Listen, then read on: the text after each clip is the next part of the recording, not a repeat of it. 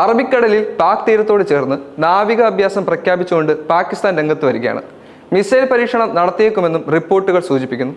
ഇന്ത്യയുടെ വിമാനവാഹിനി കപ്പലായ INS വിക്രാന്ത് ഉൾക്കടലിലേക്ക് നീങ്ങിയെന്നും ദേശീയ മാധ്യമങ്ങൾ റിപ്പോർട്ട് ചെയ്തു കഴിഞ്ഞു.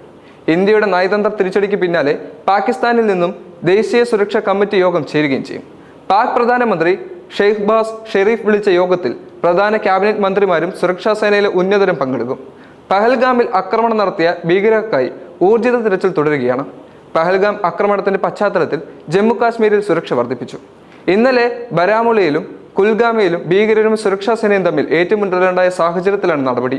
പ്രതിരോധ മന്ത്രി രാജ്നാഥ് സിംഗിന്റെ നേതൃത്വത്തിൽ ഡൽഹിയിൽ ഇന്ന് വൈകിട്ട് 6 മണിക്ക് സർവകക്ഷി യോഗം ചേരും.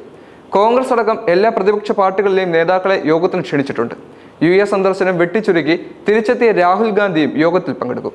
അതേസമയം പാകിസ്ഥാന്റെ ഉന്നത നയതന്ത്രജ്ഞനായ സാദ് അഹമ്മദ് വാർച്ചിനോട് രാജ്യം വിടാൻ ഇന്ത്യ നിർദ്ദേശം നൽകി. അസ്വീകാര്യനായതിനാൽ ഇന്ത്യ വിടണമെന്ന നോട്ടീസാണ് നൽകിയത്.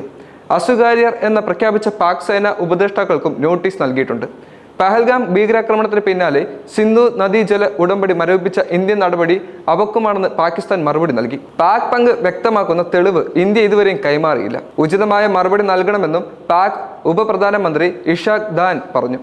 കറാച്ചി തീരത്തിന് സമീപം മിസൈൽ പരീക്ഷണം നടത്താനും പാകിസ്ഥാൻ നീക്കങ്ങൾ ആരംഭിച്ചു കഴിഞ്ഞു.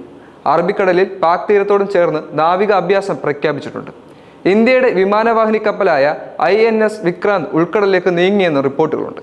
ഭീകരാക്രമണത്തെ തുടർന്ന് പാകിസ്ഥാനെതിരെ ഇന്ത്യ കടുത്ത നടപടികളാണ് ഇപ്പോൾ സ്വീകരിച്ചിരിക്കുന്നത്. സിന്ധു നദീജല കരാർ ഇന്ത്യ മരവിപ്പിച്ചു. അട്ടാരിയിലെ ഇന്ത്യ പാകിസ്ഥാൻ അതിർത്തി പൂർണ്ണമായും അടച്ചു കഴിഞ്ഞു. നിലവിൽ ഇന്ത്യയുമായുള്ള എല്ലാ പാക് പൗരന്മാരുടെയും വിസ റദ്ദാക്കി. എല്ലാ പാക് പൗരന്മാരും 48 മണിക്കൂറിനുള്ളിൽ ഇന്ത്യ വിടണമെന്ന നിർദ്ദേശവും നൽകി കഴിഞ്ഞു. പാക് പൗരന്മാർക്ക് ഇനി വിസ നൽകില്ല എന്നും തീരുമാനിച്ചു. സാർക്ക് വിസ എക്സ്റ്റൻഷൻ സ്കീം പ്രകാരം വിസ ലഭിച്ച എല്ലാ പാകിസ്ഥാൻകാരുടെയും വിസ റദ്ദാക്കി. പാക് ഹൈക്കമ്മീഷൻ ഉദ്യോഗസ്ഥന്മാർക്ക് രാജ്യം വിടാൻ ഒരാഴ്ചയാണ് ഇപ്പോൾ നൽകിയിരിക്കുന്നത്. ഇന്ത്യയിലുള്ള പാകിസ്ഥാന്റെ നയതന്ത്ര കാര്യത്തിലെ ഉദ്യോഗസ്ഥന്മാരുടെ എണ്ണം 55-ൽ നിന്നും 30 വെട്ടിക്കുറിക്കാനും തീരുമാനമായിട്ടുണ്ട്. ഇതിന് പിന്നാലെയാണ് പാകിസ്ഥാന്റെ പ്രതികരണം ഇപ്പോൾ ഞെട്ടിച്ചിരിക്കുന്നത്.